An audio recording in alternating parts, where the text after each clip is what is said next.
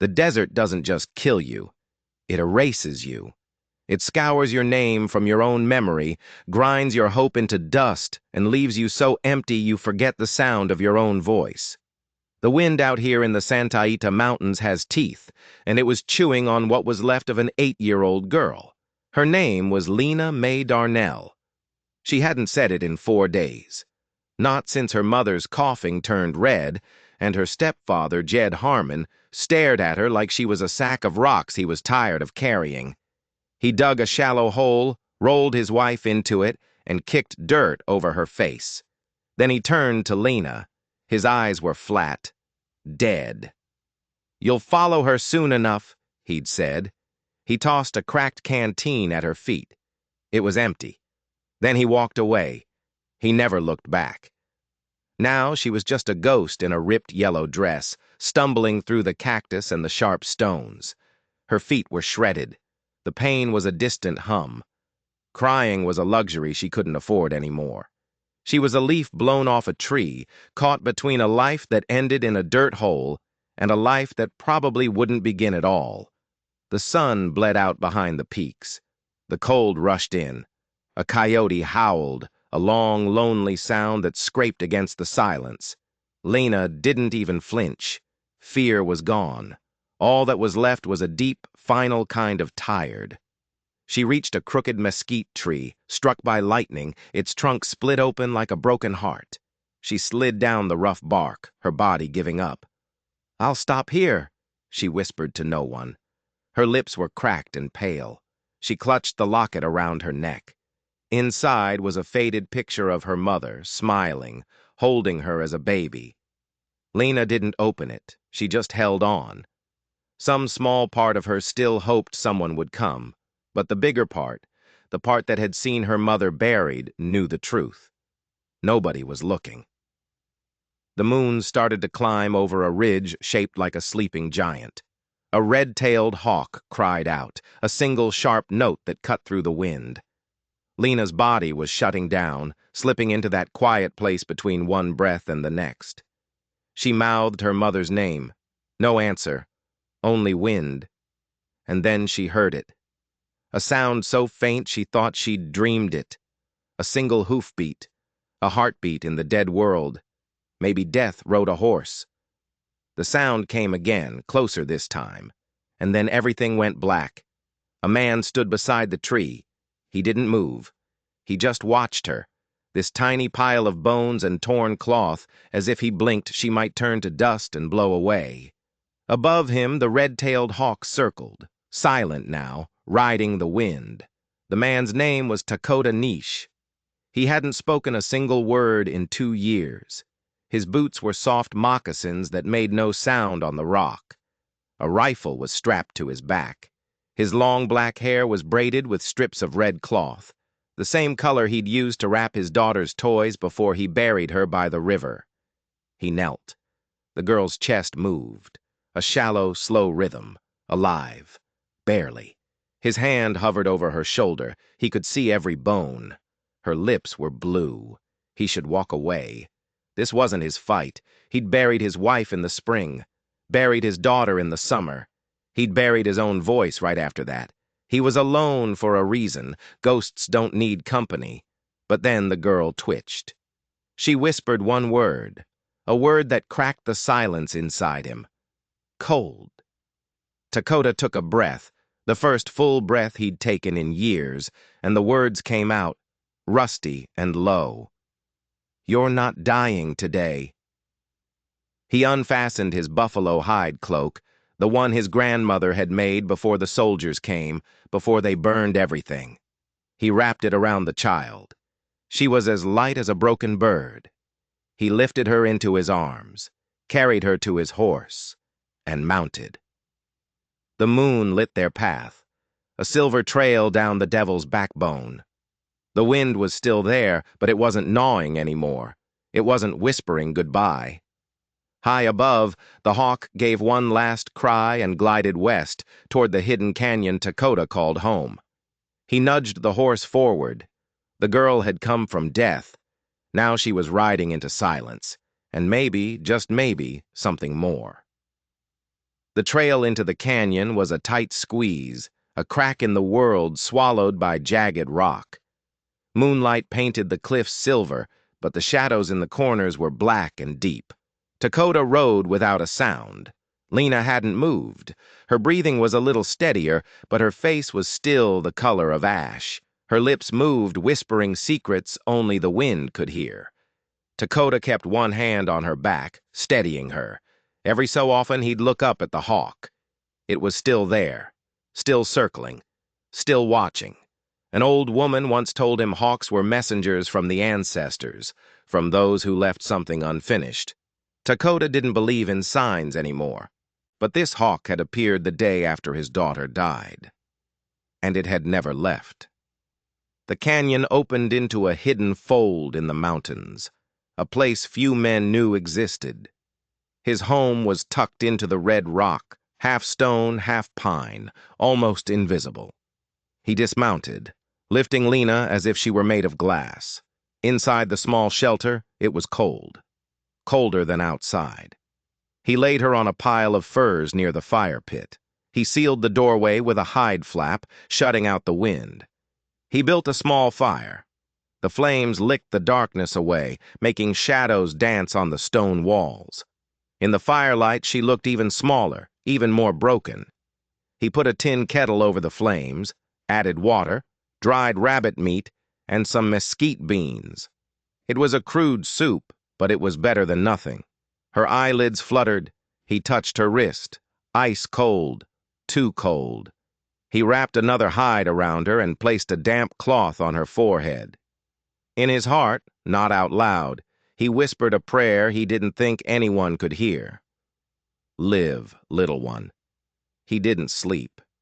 He sat by the fire, carving a piece of cedar wood with a small knife. His hands needed something to do, something other than remembering how to dig a grave. A soft sound broke the silence. Lena's eyes were open. She stared at him, confused, her cracked lips parted. "Where?" she rasped. Dakota knelt beside her.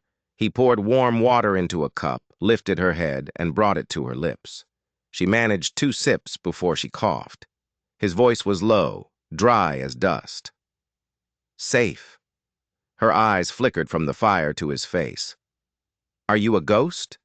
He almost smiled. "No." She blinked slowly.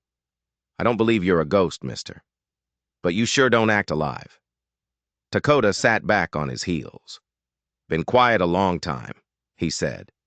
Lena's hand went to the locket on her chest. She clutched it. He saw it but didn't ask. The fire crackled between them. A long silence passed. Finally she whispered, "Are you going to take me back?" "Back where?" "To Jed." Dakota's face went hard. "Is that what you want?" "No." "Then I won't." She didn't thank him. She just looked at the soup pot. "Smells weird." "Better than cactus," he said. Her lip twitched. It might have been a smile. By morning her fever was down. She slept, breathing a little deeper, her fingers no longer gripping the locket like it was the only solid thing in the world. Dakota stepped outside. Gray clouds were gathering over the ridge. Rain, maybe, or something worse. He stood there for a long time, watching the wind in the juniper trees. Then he lit a signal fire. It was small, smoky, an old code, a message only a handful of people would understand. He needed help. Not from the law, from someone who remembered how to fight for the living. Back inside, Lena stirred. He gave her more water. "My mom used to make soup," she said quietly, "but hers didn't smell like tree bark." He actually chuckled. The sound surprised them both. She looked up at him. "You got a name?" "Yes." "You going to tell me?" He thought for a moment. "Dakota." She nodded. "I'm Lena." He already knew. They sat in silence again, but it was a comfortable quiet this time. After a while, Lena asked, "Why'd you help me?" Dakota looked at the fire. He didn't answer for a long time. Then, so softly she almost didn't hear it, he said, "I buried my voice with my daughter, but maybe..." Maybe she heard it. Lena watched him, her eyes heavy. She leaned back against the firs and drifted off to sleep.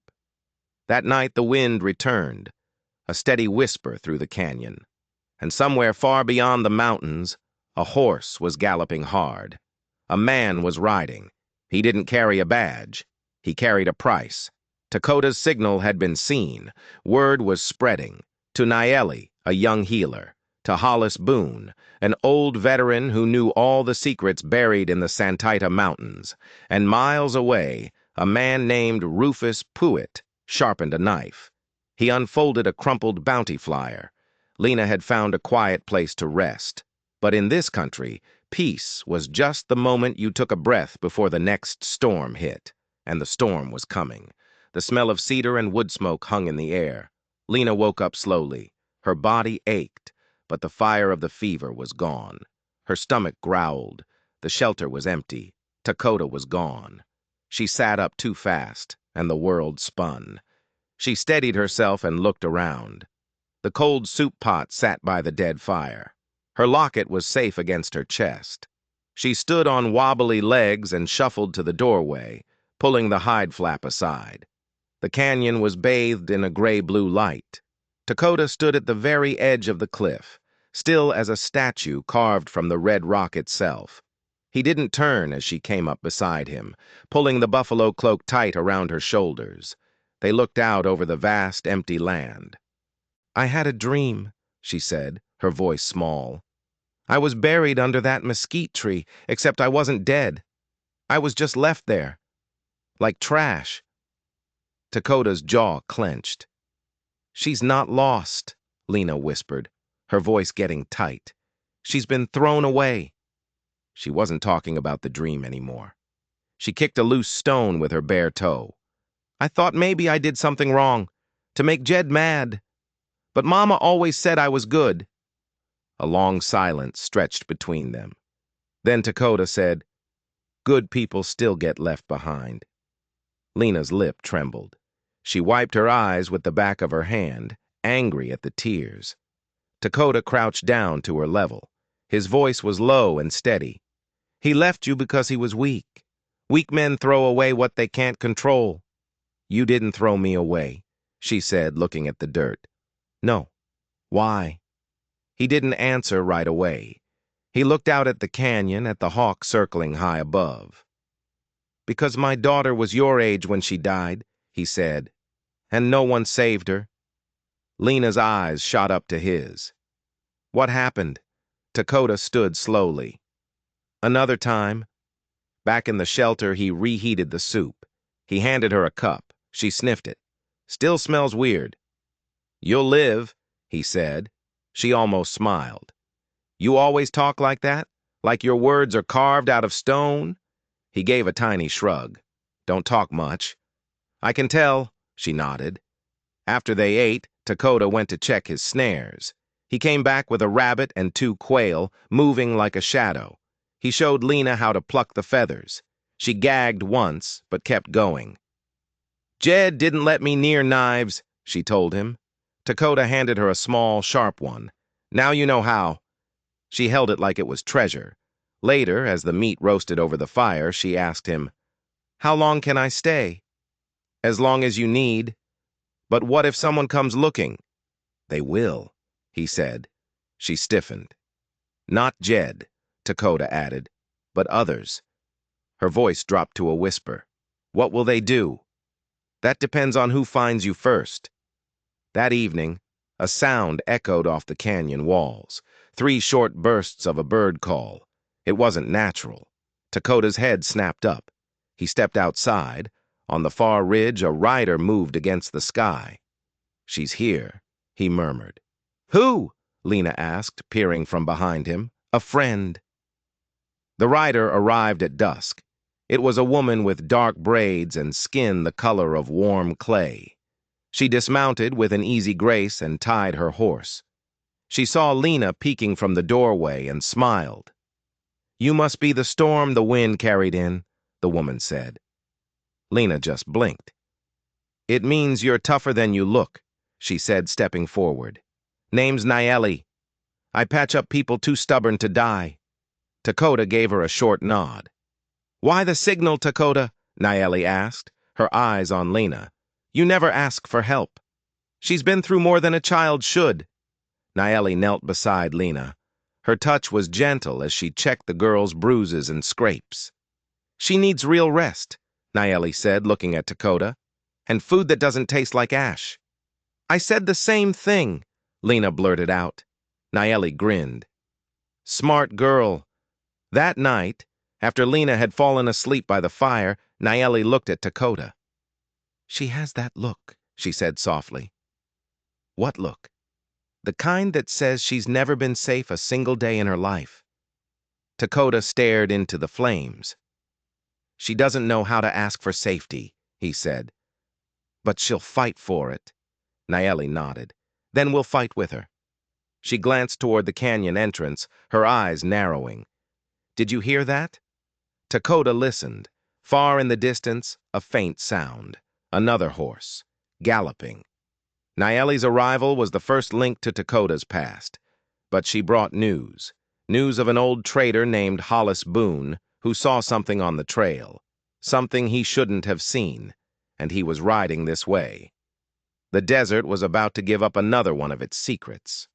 And far away, Rufus Puitt wasn't just holding a flyer anymore. He was holding a map.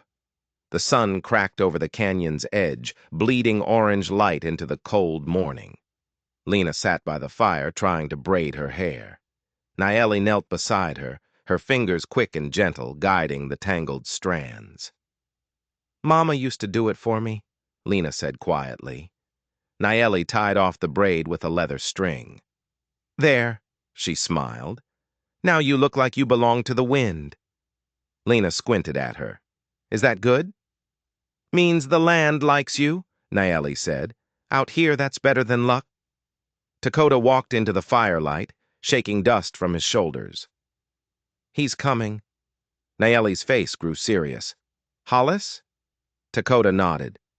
Passed the dry wash an hour ago. Who's Hollis? Lena asked, looking between them. A man who sees more than he speaks, Dakota said, and keeps his mouth shut when it counts. Except when he's got whiskey in him, Nayeli muttered. By midday, they heard the slow crunch of boots on stone. A tall, stooped man with a wide-brimmed hat appeared on the trail. Hollis Boone walked like a man carrying too much weight. His coat was patched, his beard was grizzled, and one of his eyes was covered with a milky film. He tipped his hat at Nayeli. Didn't expect to see you up here. You didn't, she said, arms crossed. But I came anyway. His good eye shifted to Dakota. Signal fire. What's got you lighting that old language again? Dakota just nodded toward Lena. Hollis looked at the girl, and he stopped cold. He stared for a long, hard moment. That girl? She's the one Jed Harmon left for dead. He lowered his pack with a grunt and sat on a flat stone. Well, hell. Lena shrank back behind Nayeli. He's all right, little hawk, Nayeli said softly. He just sounds like a canyon when he talks. Hollis leaned forward. I was on the ridge, maybe 3 weeks back. Saw Jed riding hard. He had something wrapped in canvas tied to his mule. Thought it was a side of beef at first. He paused, his good eye fixed on Lena. It wasn't. Dakota's face hardened. You're sure? Saw a hand slip out, Hollis said. A little hand. He saw it too. Got down, didn't check for a pulse, just cut the rope and let it drop. Then he rode off like the devil himself was chasing him. He looked straight at Lena. Didn't think you'd be alive, but I hoped. Lena's voice was barely a whisper. Why didn't you stop him? Hollis looked down at the ground, ashamed. I was too far and too slow. By the time I got to where he dropped you, you were gone. She doesn't need your guilt, Nayeli said, stepping between them. She needs the truth. Hollis reached into his coat. He pulled out a folded, yellowed letter. Found this on a trader's wagon Jed passed through. It's a letter from Jed, to Lena's grandfather. He tossed the letter into Dakota's lap. It's full of sweet words. about how the poor girl passed away peacefully in her sleep, about how he'd make sure her inheritance got into good hands. Dakota read the note. His knuckles went white. He didn't just abandon her, Hollis grunted. He planned it. He was after her land, her money. The world tilted. Lena wasn't just an unwanted stepdaughter. She was an heiress, and her stepfather hadn't just left her to die. He'd tried to murder her to steal her fortune. That evening, Lena helped Nayeli crush herbs with a stone. She liked the solid feel of the work. It felt real. "You pick things up fast," Nayeli said, watching her. "I like learning," Lena replied. "When someone actually wants to teach me." Nayeli's smile faded. "If the wind carried you here," she said, "then the spirits aren't done speaking." Later that night, Lena found Dakota sitting alone, staring out into the darkness. She sat beside him. He passed her a slice of dried apple from his pocket. She chewed it slowly. "What do we do now?" "Now," he said, "we wait." "For who?" His eyes were fixed on the distant horizon. "Not who," he corrected her. "What?" Miles away, in the dusty town of Nogales, Rufus Puitt leaned against his saddle horn, watching the moon. The flyer in his hand was wrinkled and stained with sweat. Missing, Lena Mae Darnell. Reward $500. It was a lie, of course. He knew exactly where she was. He knew about the land, the money. He'd helped Jed Harmon write the letter. The reward was just a cover, a way to get the law on his side. He folded the flyer and tucked it into his coat. Behind him, an extra horse stirred in the dark, an empty saddle waiting. "Found you, little miss," Rufus muttered to the empty desert. "Now it's time to bring you back." He spat into the dirt, whether she wanted to go or not. The truth was out. Lena wasn't just a lost child, she was a target. And the man coming for her wasn't a stranger. He was part of the plan. The sun over Nogales was a hammer. It beat down on the cracked earth and the dusty saloons until the whole town seemed to shimmer with heat. Inside the sheriff's office, Rufus Puitt stood in front of a desk, his muddy boots staining the floor. The bounty flyer lay between them. 50 miles southeast, Puitt said, his voice a low growl. That's where the trail went cold. The deputy behind the desk was young, his uniform too clean. "You got official papers?" Puitt slapped a folded envelope on the desk. "Stamped and signed by Judge Marlowe himself." The deputy squinted at the signature. "Judge Marlowe? I thought he retired years ago." Puitt leaned in, his breath smelling of whiskey and stale smoke. "Sometimes the law doesn't care who's right, kid, just who's louder." The deputy didn't push it. He signed the warrant. "Taking anyone with you?" the deputy asked, sliding the paper across the desk. "Don't need to," Puitt said with a tight smile. "But I'm bringing a badge. Folks get twitchy when you drag a kid out of the mountains without one." "So, she's being rescued," the deputy said, but it sounded like a question. "Sure," Puitt smirked. "Rescued." By nightfall, he was riding again, the extra saddle bouncing behind him. He didn't care what the girl had been through. He only cared what she was worth. Back in the canyon, the fire burned low. Dakota was sharpening his knife, the blade catching the firelight. Lena watched him from the shelter doorway. "I heard a story once," she said softly, "about a wolf who turned into a man to save a baby." Dakota didn't look up from his work. "What happened to the baby?" "She lived. The wolf didn't." "Not every story ends clean," he said. Nayeli came and offered Lena a bowl of stew. She shook her head. Dakota stopped his sharpening. "You need to eat." "I'm not hungry." "You're scared," he said. It wasn't a question.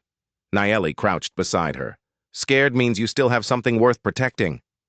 Later, after Lena was asleep, Dakota sat with Nayeli and Hollis by the fire. "She senses what's coming," Nayeli said.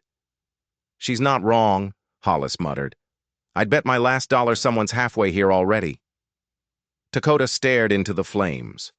"Then we move." "Where?" Nayeli asked. "To the winter camp. That's a week's ride." We cut through Red Feather Pass, he said. 3 days, if we ride at first light. Hollis scratched his grizzled beard. You trust the tribe to welcome her? Dakota looked toward the shelter where Lena slept. They'll see what I see. Or they'll answer to me. Naeli gave him a long, searching look. You're putting your name on her, Dakota. I already have. At dawn, Lena stood outside, her arms crossed tight. You're moving me again, she said. It wasn't an accusation, just a fact. We'll be safer where we're going, Dakota told her. Lena scowled. Is safe even real? Or is it just a word people say before they leave? Dakota took a step closer. His voice was quiet, but it filled the space between them. Safe is a place, but only if someone is willing to fight to keep it that way. She looked away. I don't want to run. You're not running, he said. You're surviving. They packed quickly. Hollis stayed behind. I'll stall anyone who comes looking, he said. Got no plans to live forever anyway. Dakota shook his hand. Hollis just grunted. Ain't doing it for you. I'm doing it for the girl. By mid-morning, the canyon was far behind them. They pushed hard, Lena riding behind Dakota, her small hands gripping the saddle horn. She didn't speak, but he could feel her resolve, a tiny, fierce heat against his back. That night, they made camp under a rocky overhang. Where are we going again? She asked softly. A place I used to call home, Dakota said. Will they like me? Some will, some won't. What if they try to send me back? Dakota looked out into the vast, star-filled darkness. Then I'll stop them. Back in Nogales, the young deputy sat alone at his desk. He couldn't shake the feeling that something was wrong. He pulled out the copy of the warrant Pruitt had left. Then he opened a locked drawer and took out an old file. It was a file on Judge Marlowe. He compared the signatures. They didn't match. Damn it, he whispered. The warrant was a fake. Pruitt wasn't the law. He was a criminal with a piece of paper.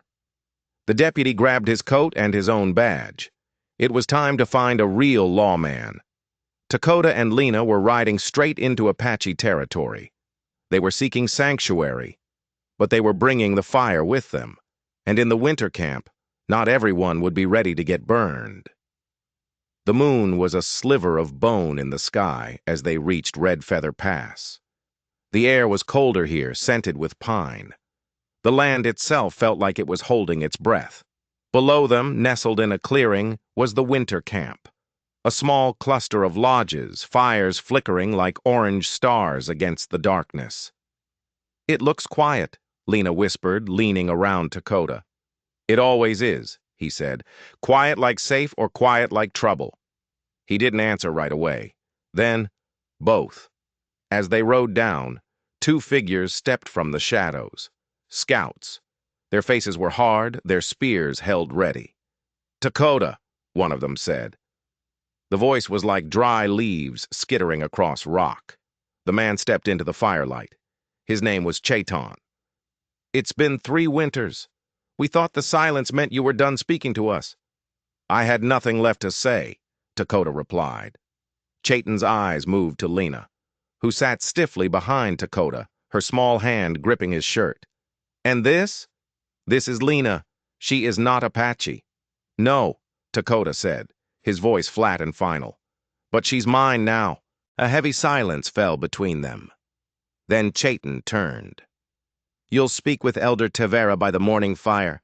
She will want words. They were allowed to pass. As they rode into the camp, eyes followed them from every lodge. Lena felt each glance like a physical weight. She clung tighter to Dakota.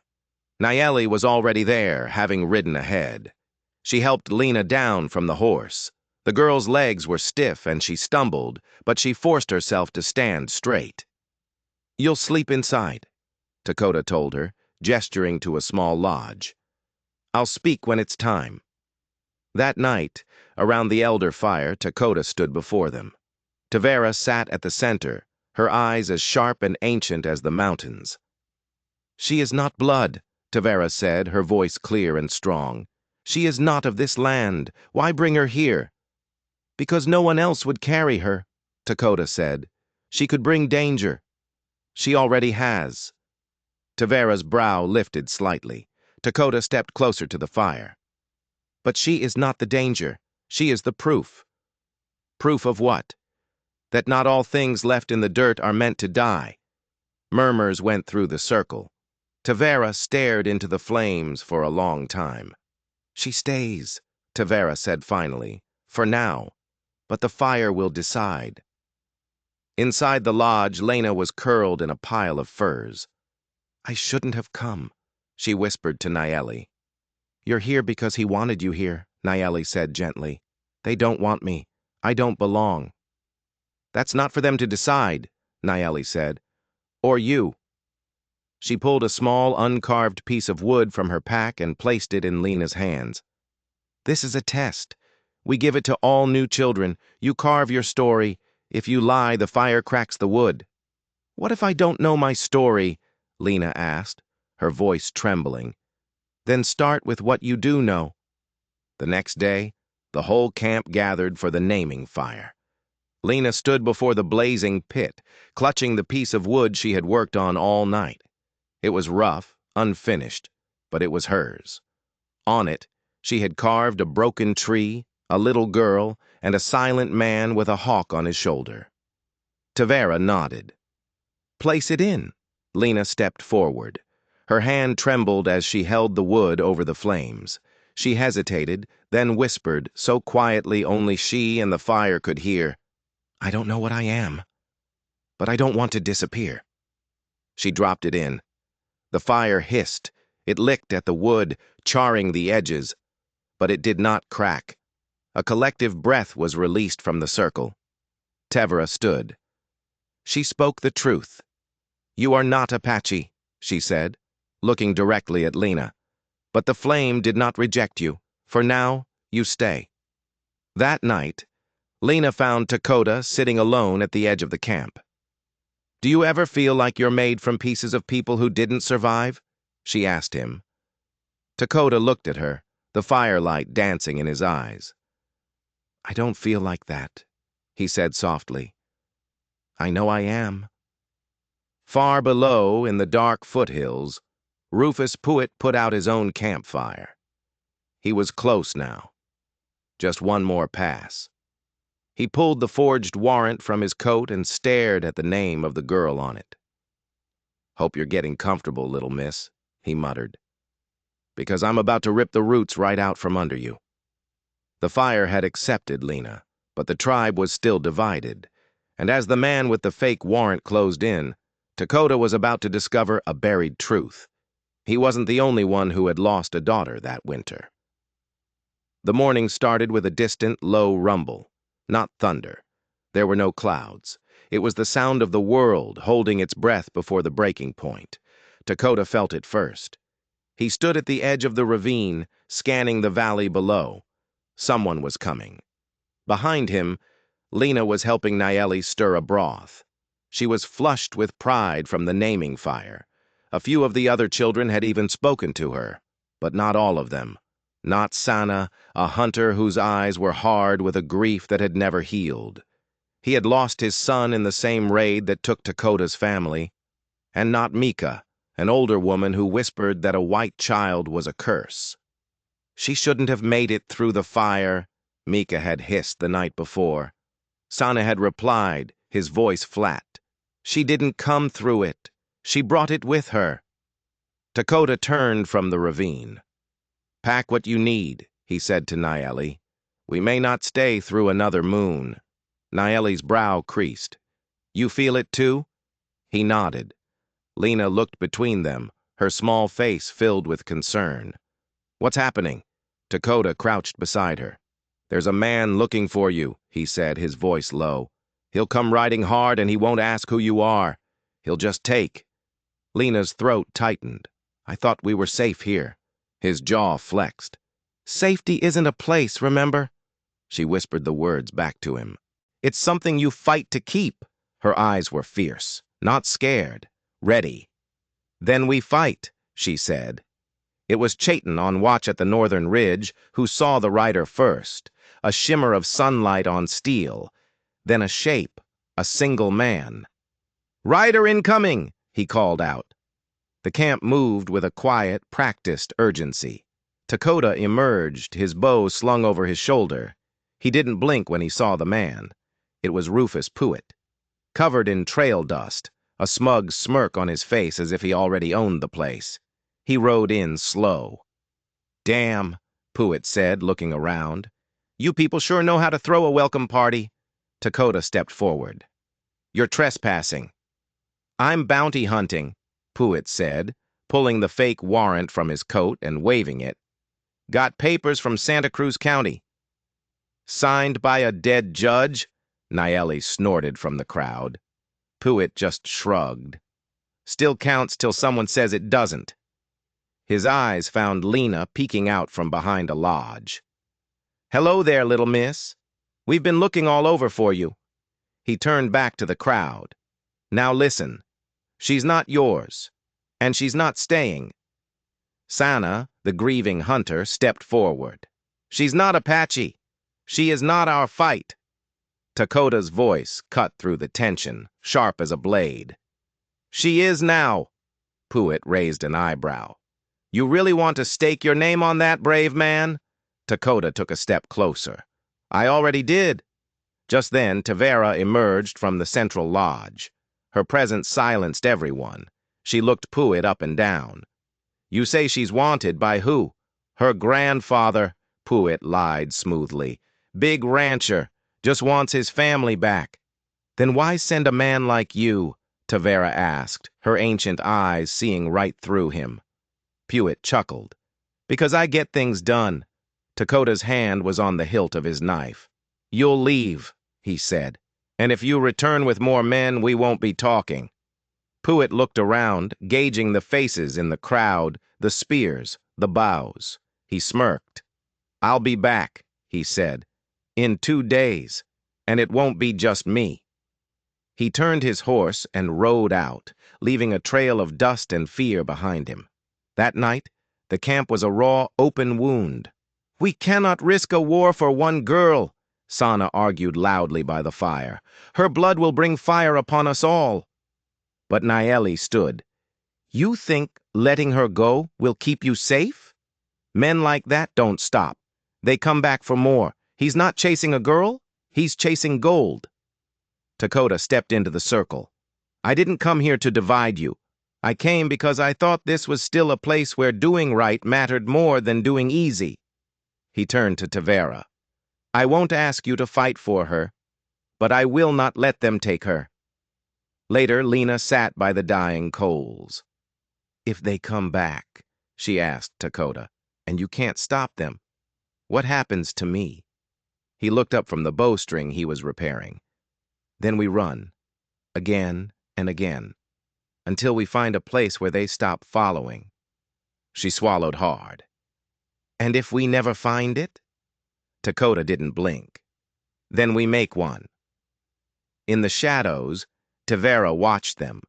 A memory was stirring, something from long ago, the raid that had killed so many, that had killed Dakota's wife and child. There was a scout with the soldiers that day, a man with a cruel smile and cold eyes, a man who looked just like Rufus Puett. 2 days. 2 days to prepare. 2 days to test who they really were. The girl had passed through the fire. Now the fire was coming for all of them. The morning they came back, the world was silent. No birds, no wind, just a heavy, waiting stillness. Dust rose from the southern ridge, 5 riders and a wagon. Rufus Puett led them, a false badge glinting on his chest. Inside the winter camp, the Apache waited. Dakota stood beside Lena.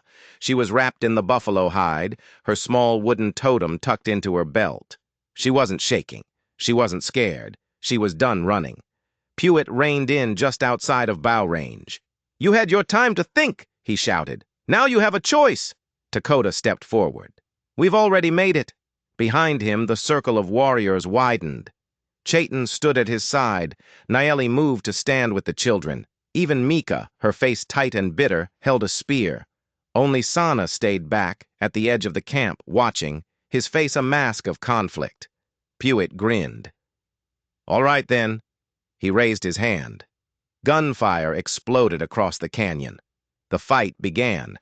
Dakota moved like smoke, rolling low and loosing an arrow that took one of the riders clean off his horse. Chayton and the others flanked left, their rifles cracking. Naeli pulled Lena behind a stone wall. "Stay low! Stay small!" Bullets ripped through the air, chewing up wood and rock. Rufus cursed, ducking behind the wagon. He hadn't expected this. He hadn't expected them to stand and fight. One of his hired guns broke from the line and charged. Dakota met him halfway. Steel clashed against steel. Dakota disarmed him with a flick of his wrist, kicked the man's gun away, and pointed toward the hills. "Run," he said, and the man ran. Another rider saw his chance and fled. Then the third. Suddenly, Rufus Puett was alone. He stood panting, his pistol still raised. "You think this changes anything?" he screamed, his voice cracking with rage. "She's still not yours. She'll never be." Lena stepped out from behind the stone wall. Her voice was small, but it rang clear across the silent battlefield. "I'm not yours either." Puett turned, his gun swinging toward her. He never fired. An arrow sprouted from his chest. He stumbled back, a look of pure shock on his face. He dropped his pistol and fell hard against the wagon wheel, his blood staining the dry wood. It was over. Everyone turned. Sana stood at the edge of the camp, his bow still raised. He had made his choice. That night the fires burned high, not in warning, but in peace. The silence was different now. It was heavy with respect. Lena sat with Dakota by the flames. "You could have let me go," she said quietly. "I never could," he replied. She looked around at the faces in the firelight. The people who had stared through her now nodded in her direction. "I didn't know this could happen," she said, "that people could choose you." Dakota stared into the fire. "Blood makes you related," he said. "Choice makes you family." A few days later, Tavera called Lena before the elders. She held the small wooden totem in her hand. "You were a girl left behind," Tavera said. "Now you are a girl carried forward." She placed a leather cord around Lena's neck, the totem resting against her chest. "From this day forward, you walk as one of us." Spring came late that year, but when it did, the desert bloomed with impossible color. Lena learned to plant herbs with Naeli. She learned to track with Chayton. She learned to laugh again. One evening, she walked to the edge of the ravine and buried her mother's locket under a small pile of painted stones, not to forget, but because she was finally home. This was the story they would tell for years to come, about the girl left in the desert like trash, about the silent man who gave her a name, a home, and a reason to fight. They would say that fire doesn't just destroy, sometimes it purifies, and sometimes it forges a family stronger than blood, stronger than bone. If you enjoyed this story of how a single choice can change a life forever, don't forget to like and subscribe for more tales from the shadows.